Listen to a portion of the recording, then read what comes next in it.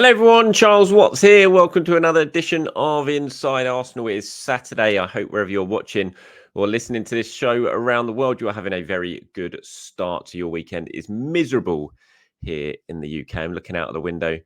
In front of me, it's grey, grizzly, just horrible Saturday. Horrible way to see out 2023. We, of course, have 2 days to go. Arsenal in action tomorrow on New Year's Eve at Fulham in the Premier League. We'll talk a lot about that in today's show. Go through the latest team news, look at the predicted 11, look at what Mikel Arteta has been saying ahead of that game. But there's plenty of transfer stuff going on as well that I wanted to have my say on. Sammy Mokbel over at the Daily Mail reporting about interest from Crystal Palace in Eddie Nketiah that I wanted to discuss. There's links with Sergi Roberto over in Barcelona, which are interesting as well. So I thought we'd sort of start the show by going over some of that before we move on to the Fulham game. So we'll start with Sammy's story yesterday in the Mail that Palace are interested in Nketiah and Arsenal have turned down an initial inquiry from them for the striker. Now, Palace's interest in Nketiah is long-standing. A couple of years ago, he was very close to moving. Arsenal had agreed a deal, as far as I was aware, and was told with Palace for Nketiah, and that broke down over sort of personal terms as Palace negotiated with Nketiah and his people over that move. It didn't happen. He stayed at Arsenal, went on to sign his new contract, of course, but Palace still interested in him and have had an inquiry turned down, according to Sammy over at the Mail. And interesting one that certainly caused a lot of debate amongst Arsenal fans. What should you do with Eddie Nketiah? I've kind of said it myself. I don't really see a way that Arsenal can get rid of Eddie in January. Look, I think long term, Eddie Nketiah probably ends up leaving Arsenal at some point. It's just mid-season in January when Arsenal are struggling for goals. They've only got Gabriel Jesus up front. I just don't really see a way that he goes, because I'm not sure that him going would mean that Arsenal would have what they needed to then reinvest and bring in a top striker that they want. And so I think unless Arsenal are absolutely convinced that they're going to be able to sign someone that they really want, I don't see how they can accept an offer for Eddie Nketiah. So I'm not surprised to hear that they have knocked back Palace's initial inquiry. Look, we're not even at January yet. We've still got a couple of days to go before the window's opens. Things can change. Things can move on. As we get later on in the window, if Palace come knocking with a really decent offer that Arsenal probably weren't expecting, then maybe it's something they would consider. But I think right now, as it stands, as we're heading into January, I'm not surprised that at the moment their stance is that Eddie Nketiah is not for sale, because I just don't think they have the squad to be able to let Nketiah go right now. Yes, is Eddie at the level that to be Arsenal's long-term number 9? I don't think so. I think we're all probably in agreement with that. But, you look at the numbers this season. He's Arsenal's joint top scorer in the Premier League. Arsenal aren't scoring many goals. That is a big problem at the moment. So can you really let a striker leave without bringing someone in? I don't think you can. So as much as everyone, and I've seen people saying, oh, this is ridiculous. Why haven't they just let him go? Just take the money and move on. I'm not sure when you actually, put your sensible thinking hat on, that's something that Arsenal can do, that they're in a position that they can do. So we'll wait and see how it progresses as January progresses. But for now, yeah, I'm not surprised that this is the response that Arsenal have given Crystal Palace. But I'm really interested to get your views on it, of course. Are you in the camp that so many seem to be, that Arsenal should just be accepting this offer? Or well, it's not even an offer, just, accepting to talk, agreeing to talk to Crystal Palace about the possibility of selling Eddie this month? Or do you think that Arsenal are probably right now say, look, we can't do it. We're not in a position to be able to do it. He's not for sale. Just let me know, as always, please do, in the comments below. The fact that, striker continues to be the big source of debate, of course, when it comes to Arsenal's potential business this summer is no surprise when you look at the numbers and you look at the goals they've scored, especially coming on the back of these last few games when Arsenal have toiled a little bit in front of goal. When you think of Aston Villa and certainly think of what happened against West Ham a couple of nights ago, then it's no surprise that everyone's saying Arsenal need a striker, Arsenal need a striker. But as I've said many times, I still look at the squad right now and where Arsenal are right now, and I look at the difficulties that they might face in terms of financing this window, and I still think that defence stroke midfield is probably the area that they need to prioritise if they can do something this window. I still back Arsenal's forwards to score goals. I think they're in a bit of a rut at the moment. Obviously, well, they are in a bit of a rut at the moment. The stats say it, the numbers say it, but I still back them to come good and to score goals. It wouldn't surprise me at all if Arsenal went to Fulham tomorrow and scored 2, 3, 4 goals, if Saka got himself a couple. I've just taken Saka out of my fantasy team, by the way, and I've done that in a way because of my ridiculous bad luck when it comes to fantasy league. I've actually done that in the hope that he does go and score 2 goals. I'm basically going to take full credit if Saka goes to Fulham and finds his form again tomorrow. It's the whole reason I've taken him out of my team. But it wouldn't surprise me if he goes and does that. And it wouldn't surprise me if Martinelli pops up with a couple, and it certainly wouldn't surprise me if Gabriel Jesus goes and scores. So I still feel like Arsenal have got goals and quality going forward to turn things around and to have enough to get them through the second half of the season. But I just look at the defence and I look at the midfield, and that's the area that really does concern me. And there's reports coming out of Spain at the moment. I don't know if you've seen them from sports saying that Sergi Roberto is a player that Arsenal are looking at and that Mikel Arteta really admires. And when I kind of look at what Arsenal need to do in this window, or potentially what they probably can do in this window, this is the sort of link that I find interesting, because Arsenal, I think they need a player who can play in a number of positions, because they've got Timber out and he's not coming back for a while. If this season, we have to wait and see. As I've said before, there's no pressure on when Timber comes back, because Tomiyasu's out and he could be going away, because Partey's out and could be going away. They need versatility. Their versatile players are all injured at the moment, and that is causing Arsenal real problems, because they've basically got no real way of rotating aside from potentially playing Jakub Kiwior at left back. And when I see links to someone like this, it makes sense to me. And I'm not saying this is true and it's legit and Arsenal are trying to sign him and they're going to go for him in January. But a type of player like Roberto, who's older, who can play in many positions, he can play right back, he can play left back, he can play midfield. He's played more in midfield this season, but he's known to be a fullback. He still played over 30 games for Barca last season. He's played, I don't know how many this season. He's not an absolute regular, but he could be someone who comes in and basically just fills a hole between now and the end of the season, which is kind of what Arsenal need. And I think that is what they're going to be looking at in January. If something big comes up and they can find a way of doing it, then I'm sure they will try. But financially, it's going to be difficult. It's like the Ivan Toney stuff.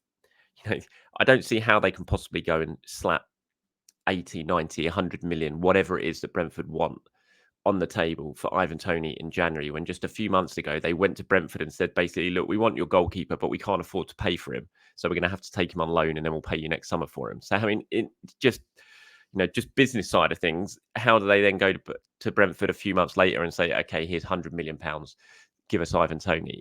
I don't see how it works like that, unless they've found a way of getting around these FFP rules that they need to adhere to at the moment. So I just think it's going to be really, really difficult and to do what they want to do. And they're not going to panic. One thing they're not going to do is panic in the transfer market. Arsenal aren't going to do that. And so I think it's going to be sensible business if they can do it. Mikel's already said he wants to do it if he can.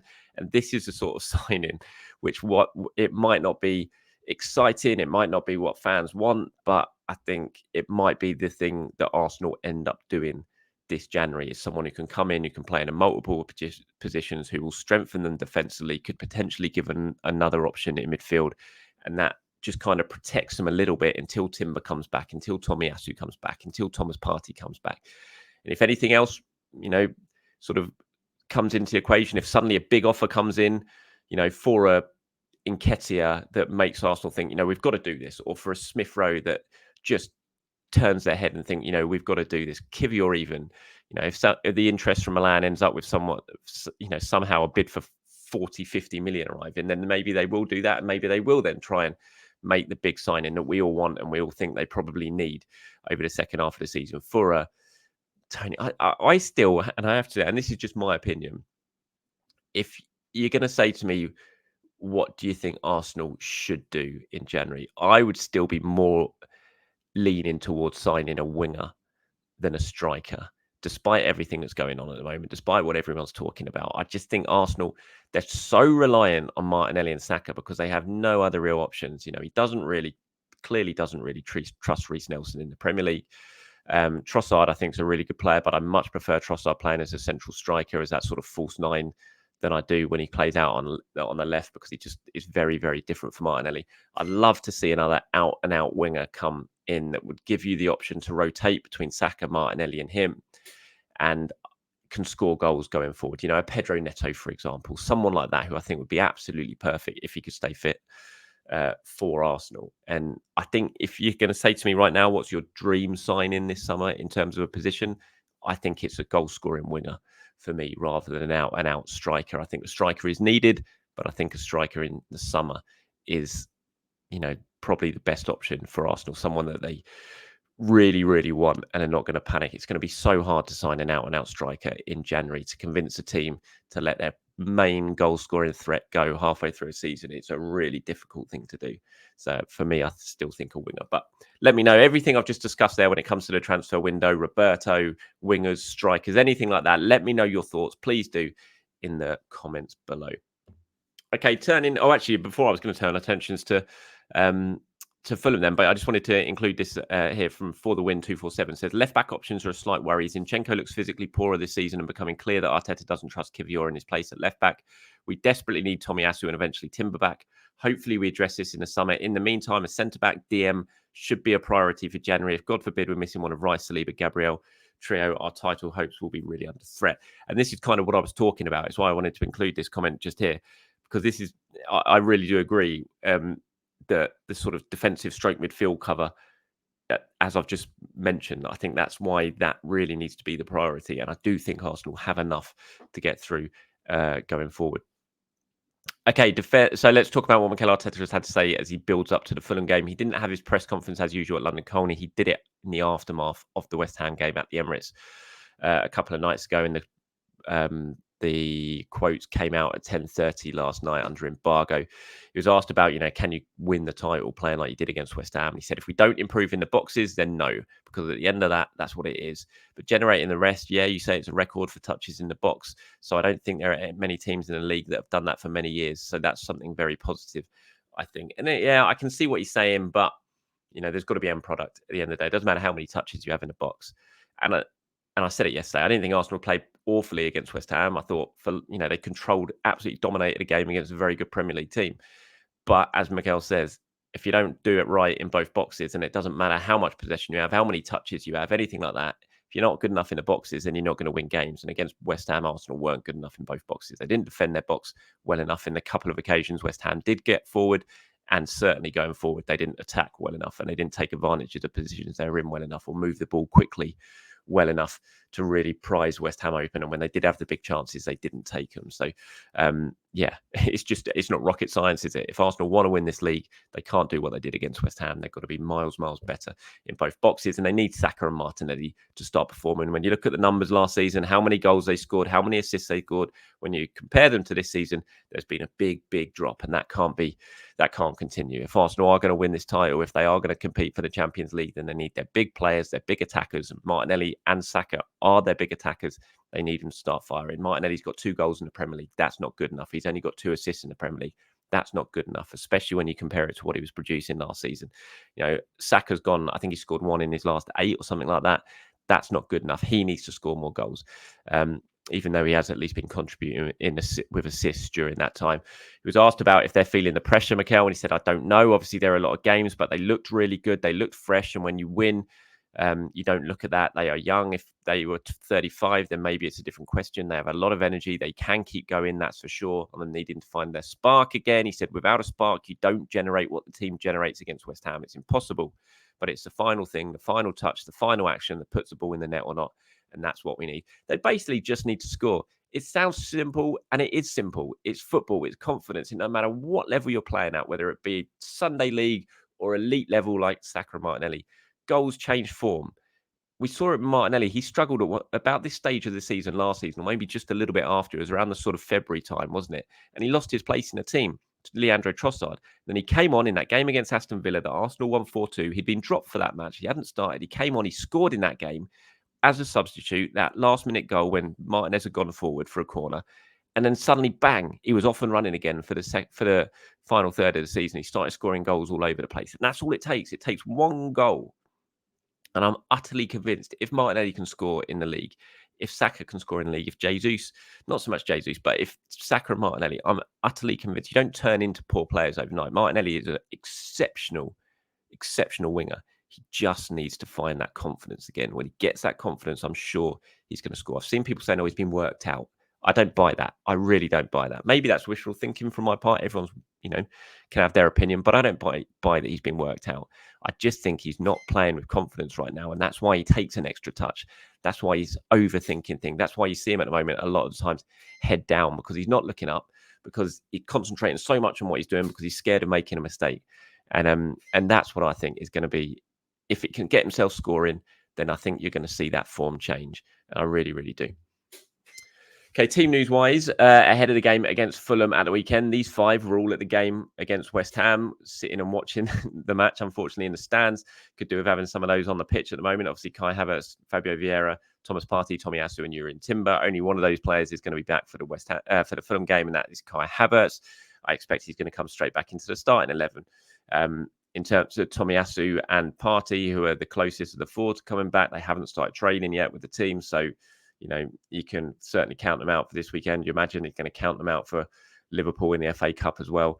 And you just need them back. And in terms of Timber and Vieira, they're working their way back from their long-term injuries as well. So Kai Havertz comes back into the team this weekend. I think he starts. This is my predicted 11 for the game. It's not necessarily what the team I would pick. This is what I think Mikel's going to do. I was umming and ahhing. I was wondering if he might bring Kivior in for this one and give Zinchenko a bit of a rest. I've gone with Zinchenko, but it wouldn't surprise me at all if Kivior does line up at left back. So the predicted 11 I've gone for the match: David Raya in goal, Ben White at right back, Saliba, Gabriel and Zinchenko. Then I'm going with Declan Rice at the number 6, with Odegaard and Havertz coming back into the side, of course, next to Odegaard. So that means Trossard dropping out. And then I'm sticking with the front three of Jesus, Martinelli and Saka. I wouldn't be disappointed to see Trossard play in place of Jesus in this one. I'm a big fan of Trossard in that false 9 position. When he played there recently, he scored goals. He brought a lot to the team. I think he can do a job over on the left-hand side. We saw last season he can do a job over on the left-hand side in place of Martinelli, but I much prefer him in the number 9 role. And I wouldn't be against seeing that and Jesus given a bit of a rest and maybe coming on in the second half. But I think Mikel will probably stick with that front three once again of Saka, Jesus and Martinelli. Arsenal haven't got too many games coming up. They've got Liverpool in the Cup, of course, but they've got a pretty free schedule after this one. So I think that Mikel and the medical staff and the science team will probably think that they've got enough energy in their legs to play them through this without having to make too many changes. But let me know what you think in the comments below. Just one little comment here from Leachy Boy before I go. He says, we will not win the league without a 25 goal a season striker. It has to happen January or forget the title. Maybe in the meantime, switch Martinelli and Jesus. Martinelli has played striker before and been ineffective out wide. Put Jesus out wide where I think he'll be more effective. I thought that last point was an interesting point. Look, I don't necessarily agree that Arsenal will not win the league without a 25 goal a season striker. Arsenal didn't not win the league last season because of a lack of goals, and this is the same forwards. They didn't win the league last season because of their defence. They scored enough goals to win the title. The stats prove that. They just didn't. They conceded far too many. They conceded about 15 goals too many last season. They had a title-winning attack last season, and it's the same attack this time around. So I don't necessarily agree with that top bit, but I think interest in the sort of thought of switching around Martinelli and Jesus and playing Jesus out wide. I don't see why we don't potentially see that more often. I think Jesus has shown this season when Saka was out and he was playing out wide, he can play it and he can play it very well. He's such a clever player, and that is potentially an option. That's why, even tomorrow, I wouldn't be against seeing Trossard playing as a central striker, Martinelli being given a rest because, let's face it, he's not in the best of form, and Jesus playing out wide. That could be a way of shaking things up a little bit, making Arsenal a little bit more unpredictable, because at the moment, with the injuries they have, we're back into that sort of routine of knowing what the team is going to be for Arsenal at the moment. And that means the opposition know what they're going to be facing a long way in advance. And maybe you could do something like that to change things up. Play Jesus out wide, play Trossard as a central striker, play Martinelli, as you suggest here, Leachy Boy, as a central striker. Just do something a little bit differently. I don't think he will, but I think it's certainly something that should be considered. So thank you very much for your comment there, Leachy Boy. All right, that's it from me today, everyone. Thank you very much for your time. As always, I really do hope you enjoy the rest of your Saturday.